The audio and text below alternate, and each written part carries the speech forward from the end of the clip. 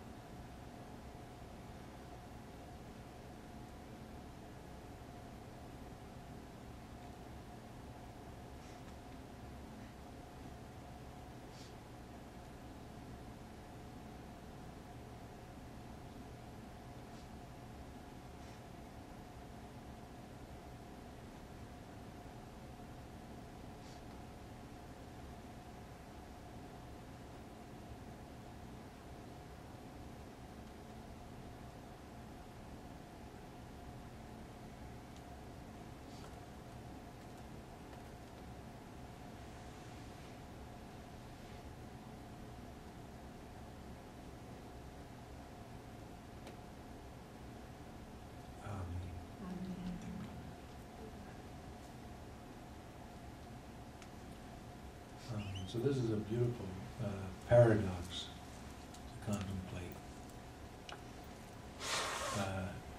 And like everything, you know, if you wanted to say, what's the path of Sufi, you'd say middle path, because we don't want to get to the extremes. So if you're constantly just purifying and not embracing, or the other way around, and it's really just another form of zikr.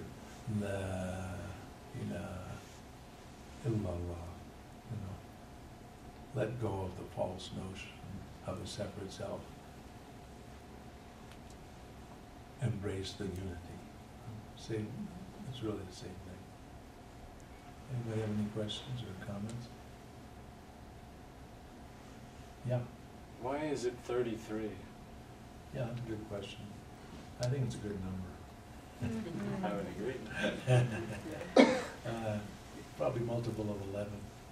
I'm not sure why 33, but multiple of 11. But some of the Arabic tasbihs, which are tasbih is what they're called instead of mala, they're also 101, but they're divided, I think, 45 and 55 with a divider or something like that. They have a different set of numerology. So it's not my subject, numerology, but that's what I was taught.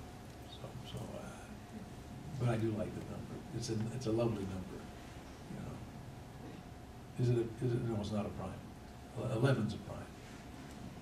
Yeah. Yeah. I love the analogy of the scientific element of that, the resonance of the sounds, and I'm in this place in my life where I don't want anything to do with tradition, you know. I want to. My dogma is dogma. Yeah. You know, and throwing it all away. Exactly. You've named it, haven't you? Yeah, and so I don't know how to rectify that. You know, it's every time I hear something that somebody else did, I'm like, somebody else did it. Yeah. I don't want to go there. Okay. Well, I'm sure that there's there's likely to be some wound in you where you were corralled and you felt that by being corralled, your freedom Mhm. was lost. And so in order to serve that wound, you know, it's a very good impulse to have that, you know, quest for freedom, but sometimes you overlook how great it is to have a good teacher at something. It's a time saver. We don't have to reinvent the universe. And for instance, if I speak about lineage, we have a lineage of what human beings can eat.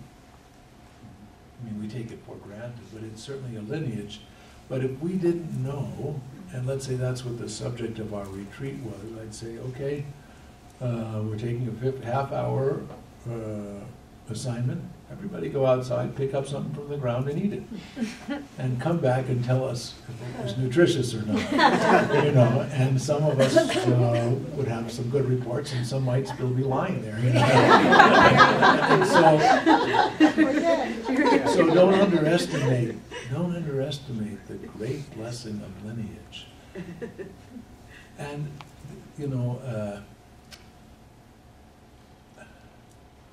Sufism is based on experience, not on philosophy or premise. So it doesn't come alive until you make it alive for yourself. But then, you know, that's also a paradox, because we know there's a subject called entrainment, you know, and we know if we put two grandfather clocks in the same room and we set their pendulums at a different rate and within no time, this actually physically happens, they come into harmony, you know, not harmony, into synchronicity. Yeah.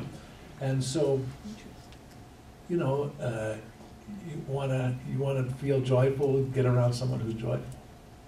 You know, you wanna be, you know, if you're around someone who's depressed and you don't have a strong, that's why it says to be able to keep one's rhythm throughout life's conditions. If you're someone who doesn't have a strong structure, whatever you're around, you take that color on, you know. So it's good to have strength, and it's also it's good to know how to breathe in and how to breathe out. Basically the same thing.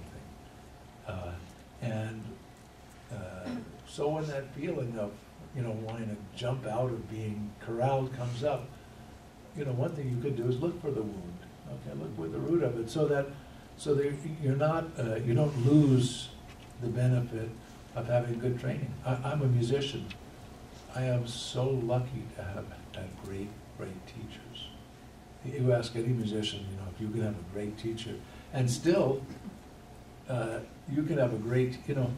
Here's the difference between studying and worship. You know, if you worship your teacher, all you learn about is worship. You don't learn about the subject. It's like if I had a carpentry teacher and I thought, such a wonderful carpenter. You know, you don't learn anything about carpentry. But, you know, how do they hold the hammer? Why do they use this nail? Why do they use this saw? And how do they use the chisel, and so on? And so, you know, life is a combination of fresh and new and intuition and guidance. You know. So I hope that it will be of some use. You know, take the strength of the impulse to find your own way, and don't lose the beauty of having guidance.